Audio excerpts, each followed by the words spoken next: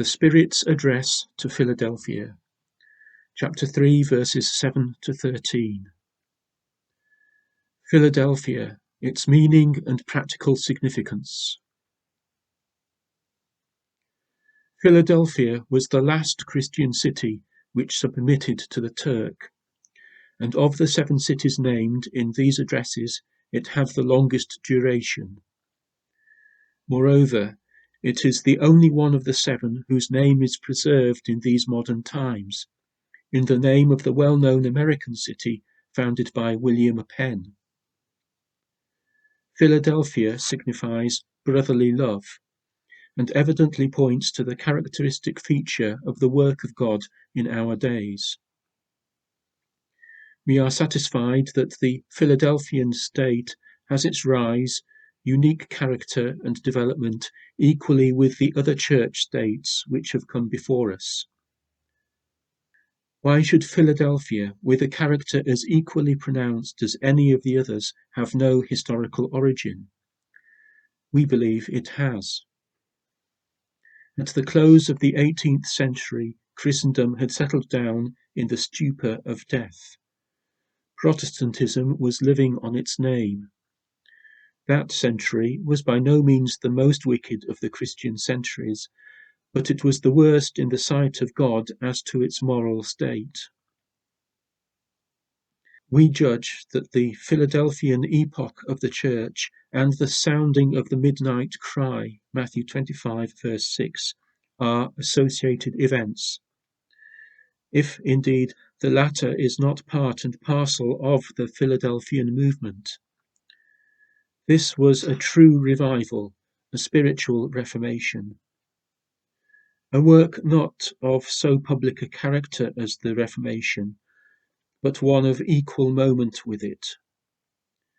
The revival of long-forgotten truths and their application to the souls and lives of God's saints was the Philadelphian work of 80 years ago. Many New Testament doctrines and truths of vital importance to the standing and state of saints were forgotten soon after the death of the apostles. Thank God for their revival in our day. Multitudes who apparently stepped into the blessed grace won for them and us through the energy of the Spirit of God are now giving it up. What next? What follows? Laodicea, pure and simple. In Philadelphia, true saints are caught up into the air to meet Christ. In Laodicea, mere professors are spewed out of his mouth. In the former, the church is preserved. In the latter, the mass is rejected. Brotherly love intimates an exclusive company. Divine love in all its aspects is a holy love, one intolerant of evil, for God is love. Brotherly love, therefore, must partake of the character of its source, which is God himself. In this respect, Philadelphia stands out in marked contrast to Sardis. This latter represents the mass of professing Christians, whilst distinguishing a remnant. The former brings into prominence a true-hearted company, the members of which may be scattered worldwide, but one characterized by love, a love holy and true in its character, and one not narrower than the divine circle, the household of God. Ephesians 2, verse 19. Personal attributes and administrative authority. Verse 7.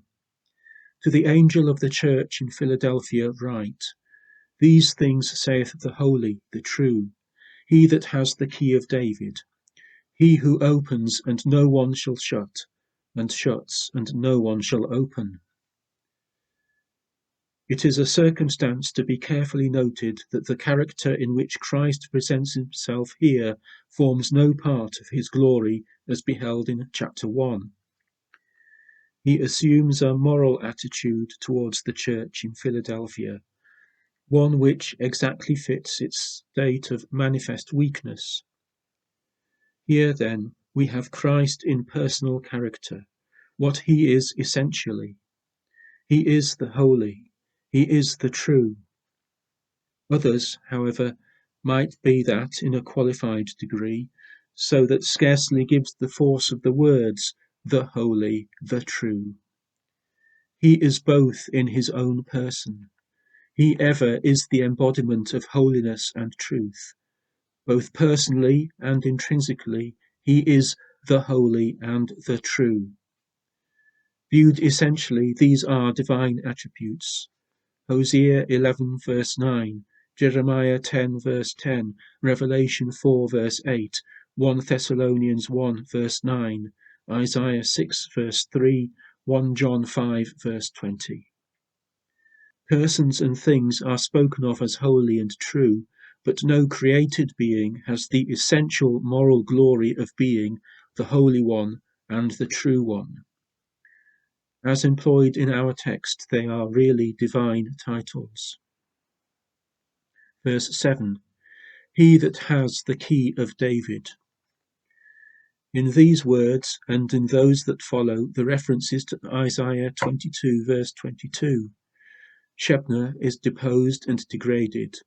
The treasurer of the royal house of David used his high office to immortalize himself. Verse 16. Then the prophet announced the investiture of Eliakim to the administration of the royal authority. The terms of the prophecy in depth and fullness are characteristically messianic, going far beyond the historical circumstances in the days of Hezekiah. The prophetic announcement of Isaiah, chapter 22, verse 22, and the words of the seer, verse 7 in our chapter, almost verbally the same, imply administrative authority, the former in connection with royalty in Judah, the latter in connection with grace to the church. The key, as a symbol, denotes undisputed right to enter and exercise all needful authority. Some, strangely enough, connect the key of the house of David with the keys of death and of Hades. They are not identical. The former intimates Christ's sovereignty in time, the latter his sway in the unseen world in all that concerns the bodies and souls of men. The keys of the kingdom of heaven, Matthew 16 verse 19, were alone committed to Peter to signify delegated authority, which necessarily ceased when his work was done. Peter, by his preaching, opened the door of the kingdom for Jews in Acts 2 and for the admission of Gentiles in Acts 10. The keys having been used and the doors opened, a successional and vested right in St. Peter's keys is absurd.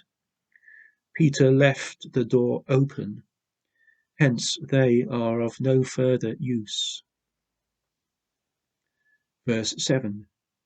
He who opens and no one shall shut, and shuts and no one shall open, does so in virtue of having the key of David, i.e., complete sovereignty. But the reference here is not to admission and rejection connected with either church or kingdom. It is a door of service and testimony that is opened or closed according to Christ's sovereign pleasure. Compare with Acts 14 verse 27, 1 Corinthians 16 verse 9, 2 Corinthians 2 verse 12. Also with the words following, Behold, I have set before thee an open door. The treasures of grace and blessing are under the absolute control of Christ.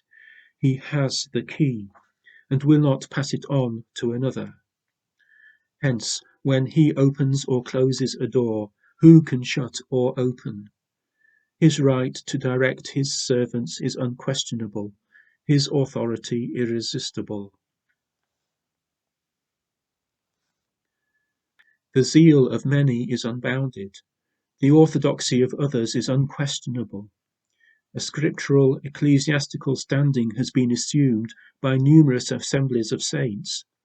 and yet with it all there may be no real answer to him, the holy, the true. We hold it to be impossible to point to any company of saints on earth and say, there is the Philadelphian company of Revelation 3 verses 7 to 13. What alone can suit the mind of the Lord, and no true-hearted saint would desire to come short of it, is a moral state, the reflex of what he is in essential moral character. God would stamp holiness and truth on his people, and in these morally associate them with his beloved Son.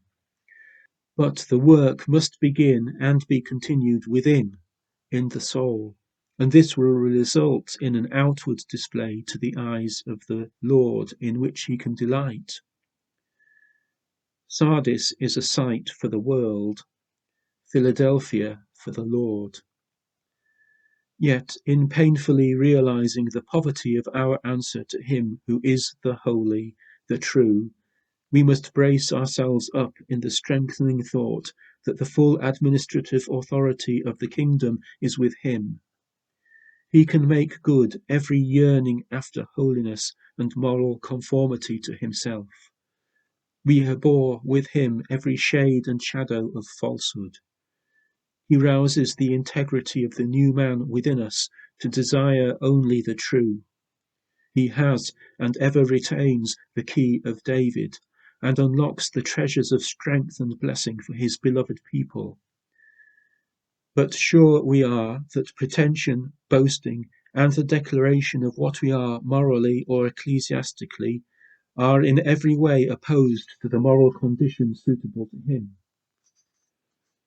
Christ-like people are not occupied with their state or progress. The transforming process, 2 Corinthians 3 verse 4, ceases when self, i.e., what we are and what we have done, is before the soul. Encouraged and commended. Verse 8. I know thy works. Behold, I have set before thee an open door, which no one can shut, because thou hast a little power, and hast kept my word, and hast not denied my name. The church in Sardis walked hand in hand with the world, and so must share its doom. Revelation 3 verse 3 with 1 Thessalonians 5 verse 2. Not so with the assembly in Philadelphia. It walked apart from the world, and so its end is bright. Verse 12. The public position of the former, with its abundant religious machinery and works on a large scale and duly chronicled, is in marked contrast with the latter, which has no worldly status, no ecclesiastical organization, and no works which the world can either admire or publicly note. The works of Philadelphia do not attract the world's admiration, nor draw down the world's éclat. This is enough for the faithful. I know thy works. A Philadelphian, one who answers to that character, flourishes spiritually in the shade. It is there, and not under the patronage or smile of the world, that his deepest moments of communion are spent with the Lord.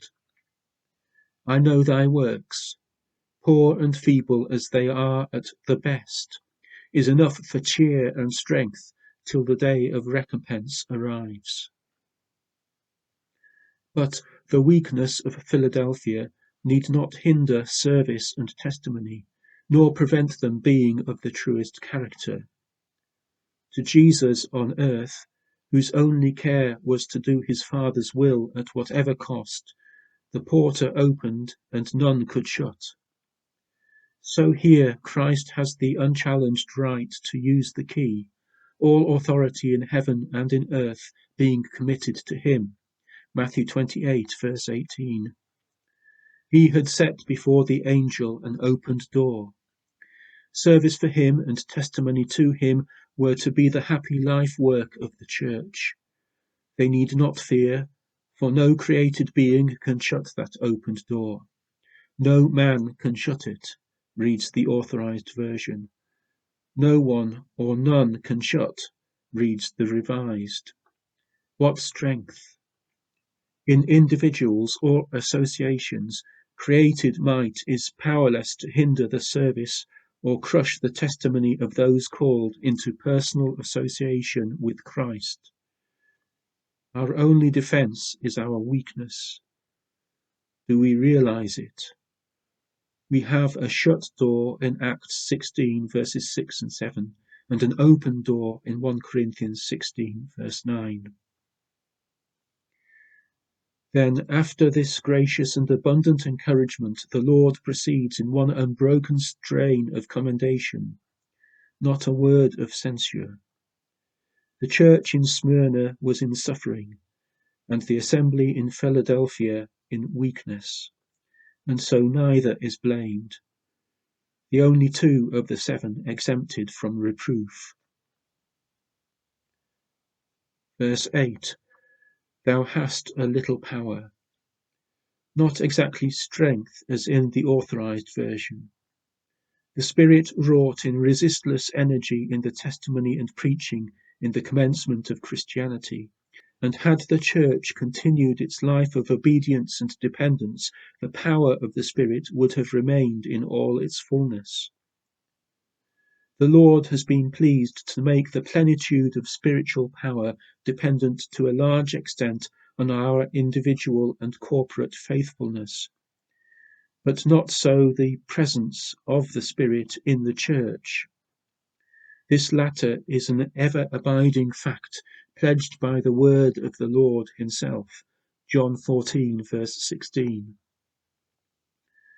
There was not much to show, nor marked spiritual energy, but there was a little power.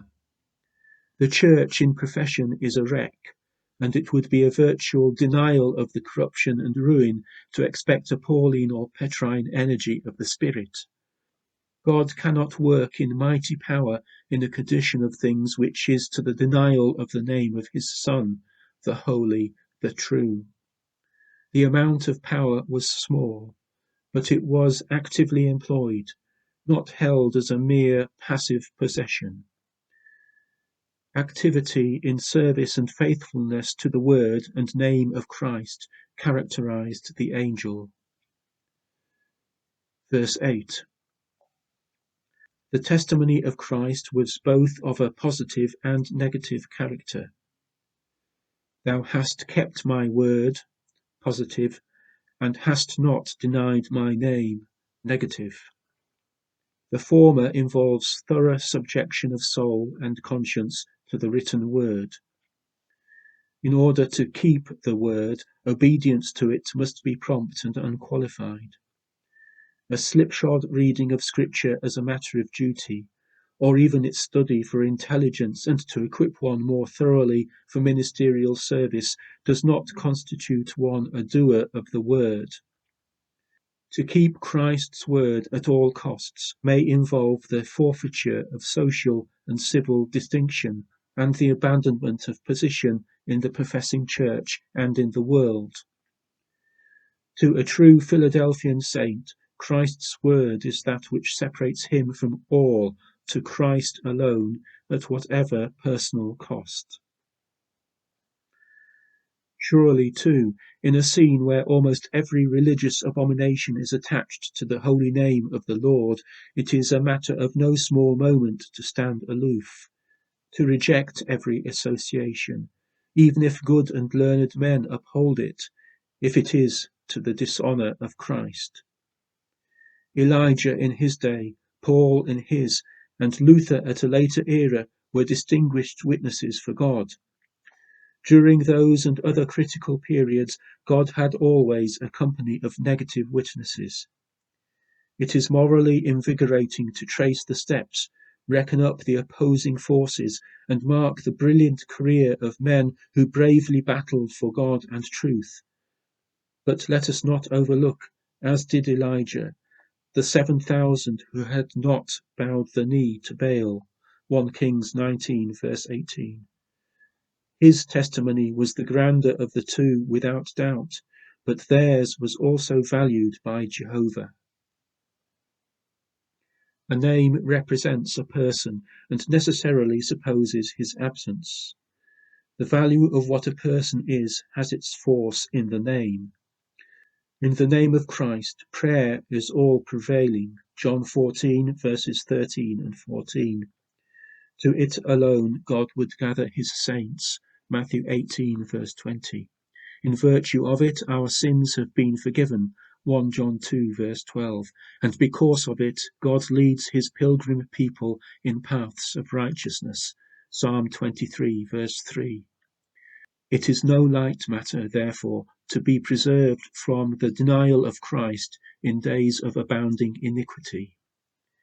If we cannot have a bold, distinct, uncompromising testimony of an Elijah character, let us at least have a silent one, yet one that will not deny the name of the blessed Lord. Condemnation of modern Judaism. Verse 9. Behold, I will make them of the synagogue of Satan, who say they are Jews, and are not, but lie. Behold, I will cause that they shall come and shall do homage before thy feet, and shall know that I have loved thee. We meet with the same party here as in the address to Smyrna. The character of the opposition may not be the same in both church periods, for the tactics of Satan are varied, but in both the opposition is termed a synagogue of Satan.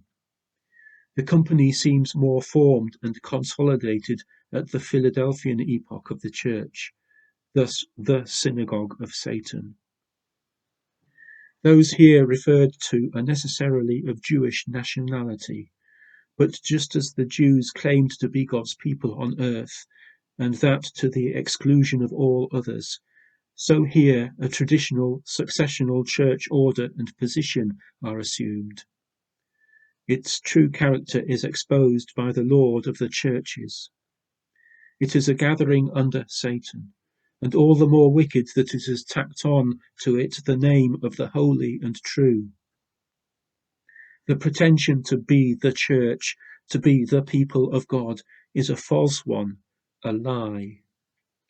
Our souls and consciences have got somewhat blunted to the solemn state of things around us, in which so many true saints are mixed up. The church-state associations of the day are simply developed Judaism, with certain Christian rites and doctrines added thereto. The saved and unsaved are together addressed as brethren. The charge could be readily and abundantly proved. We have only to read the New Testament and contrast its teachings with Protestantism as a whole, and then ask, have we not in our midst and around us a huge system of Judaism in its principles, traditions, practices, and character? Modern Judaism here meets the Lord's withering condemnation. Popularity, numbers, wealth, and influence are on their side. Philadelphian saints are few, feeble, and of no account. Confronted on every hand with the spurious character of Christianity, which adapts itself to every variety of taste and temperament, the special danger is lest the separate position be surrendered, that an easier path be sought at the expense of a deviation from truth and holiness. A large and increasing party in the professing church is here termed the synagogue of Satan. What is it, if not that? There never was a moment when human charity was so in the ascendant, and surely never a moment when divine love is so needed. The former says, union is strength. The latter says, union in obedience is strength. But the relative positions of those composing the synagogue of Satan and the Philadelphian church are soon to be reversed. The former are to be humbled, the latter exalted. What a reversal of the present order of things! But more, these church pretenders shall know that those whom they had despised are special objects of divine love. They shall know that I have loved thee. Exemption from the coming hour of trial, verses 10 and 11. Because thou hast kept the word of my patience, I also will keep thee out of the hour of trial which is about to come upon the whole habitable world, to try them that dwell upon the earth. I come quickly. Hold fast what thou hast, that no one take thy crown. The patience or endurance of Christ was tested to its utmost, but the trial brought out not impatience and fretfulness, as so often with us, but perfection of such sort as ascended to God as a sweet savour. The word of my patience, however, does not recall his past, fragrant as it is with moral beauty, but refers to the present attitude of our Lord. He sits at Jehovah's right hand, patiently waiting till God makes his enemies a footstool. Psalm 110 with Hebrews 10 verses 12 and 13. Or, in other words, he waits for the establishment of the millennial kingdom in power and glory. For that kingdom Christ patiently waits in heaven. When God's time arrives, the heirs are gathered up, changed and glorified. 1 Thessalonians 4 verse 17, 1 Corinthians 15 verses 51 to 55. Then God brings into the world his first begotten, accompanied by all his heavenly saints, Jude verse 14, and holy angels, Matthew 25 verse 31. And there was given him dominion and glory and a kingdom, that all people, nations, and languages should serve him. His dominion is an everlasting dominion, which shall not pass away, and his kingdom that which shall not be destroyed. Daniel 7 verse 14.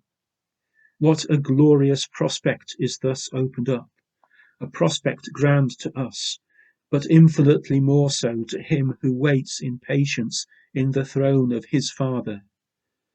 The Philadelphian saints had revived this testimony and kept it, here termed the word of my patience, kept it midst the contempt and scorn of the proud, worldly, and pretentious party in the professing church, whose arrogant claims to tradition and succession of ministry, priesthood, and sole right to dispense sacraments wore out the saints and demanded more than ordinary endurance.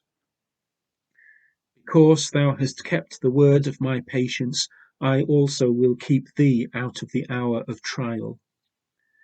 How ample the recompense for the measure of faithfulness maintained by the Philadelphian assembly. The struggle was no light one. The conflict of Smyrna had been with the pagan world, the struggle of Philadelphia with the religious power.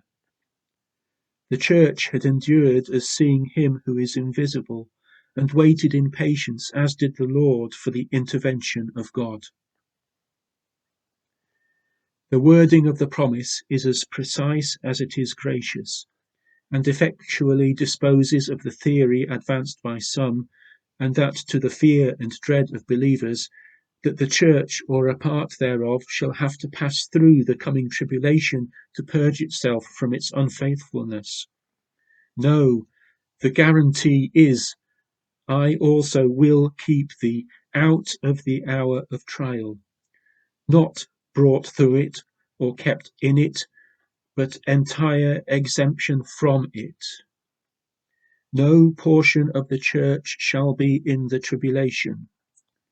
Jews especially will be the most awful sufferers, for it is preeminently the day of Jacob's trouble. Jeremiah 30 verse 7. Gentiles too are embraced in it, Revelation 7 verse 9 to chapter 17. Lot and Noah were preserved through the respective tribulations of their days. On the other hand, Abraham and Enoch were divinely kept from these same seasons of trial. It is these latter which figure the church. The hour of trial is about to come. It is nearing daily. and cannot in the nature of things be much longer deferred.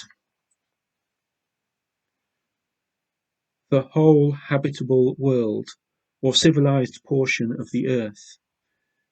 The word here is the same as in Luke 2 verse 1, denoting the Roman Empire.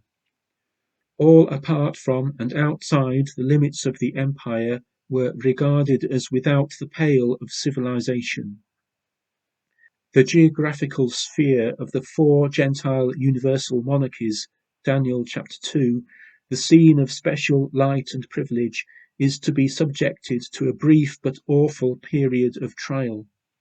This crisis in the world's history has its place within the last week of Daniel's celebrated prophecy of 7 years, Daniel 9 verse 27. Christendom has yet to answer to God for its abuse of the light vouchsafed and for privilege bestowed.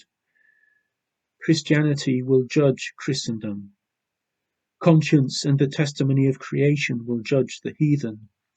But there is one class singled out, and one of ominous signification, them that dwell upon the earth. This singular expression of moral import has its root in Philippians 3 verses 18 and 19. These enemies of the cross have settled down in the earth, making it their home, the things and interests of earth bounding their horizon. As a class thus morally distinguished, they are frequently referred to in the Apocalypse, chapters 6 verse 10, 11 verse 10, 14 verse 6, etc. Having deliberately chosen earth instead of heaven, they are tried in that coming hour when the rights over the earth which is, the prophetic testimony of this book, is to be made good by judgment, in Palestine particularly. I come quickly is the announcement of the Lord's speedy return from heaven. It is 3 times repeated in the last chapter of the book, verses 7, 12, and 20. How can quickly be reconciled with a lengthened delay of nigh 2,000 years? We have to adjust our modes of reckoning and measure time as the Lord does. Beloved, be not ignorant of this one thing, that one day is with the Lord as 1,000 years, and 1,000 years as one day. 2 Peter 3 verse 8. About 2 days thus measures the period between the 2 advents, his first and second.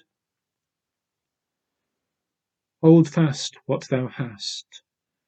The characteristic possessions of Philadelphia were Christ's word, Christ's name, Christ's patience, and Christ's coming. These were to be maintained.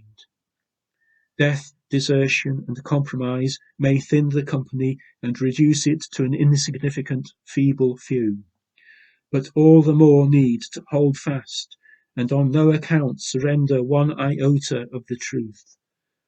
The character of the times demands unflinching loyalty to the faith and unswerving devotedness to Christ and to all he has committed to our care.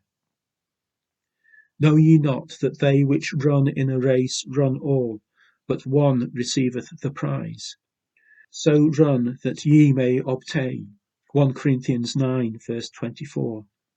It is not the start, but the end which determines the fitness to wear the crown. A true Philadelphian is one who continues to struggle on to the end. How needful, therefore, the admonitory words to one and all, to leaders and followers alike. Hold fast what thou hast, that no one take thy crown. Let go the truth, and you lose the crown. What an irreparable loss.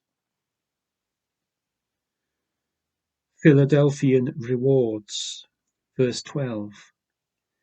He that overcomes, him will I make a pillar in the temple of my God, and he shall go no more at all out. And I will write upon him the name of my God, and the name of the city of my God, the new Jerusalem, which comes down out of heaven from my God, and my new name. An overcomer in Philadelphia is one who, though in weakness, yet holds on his way. His progress is not marked by distinguished achievements, but he struggles on.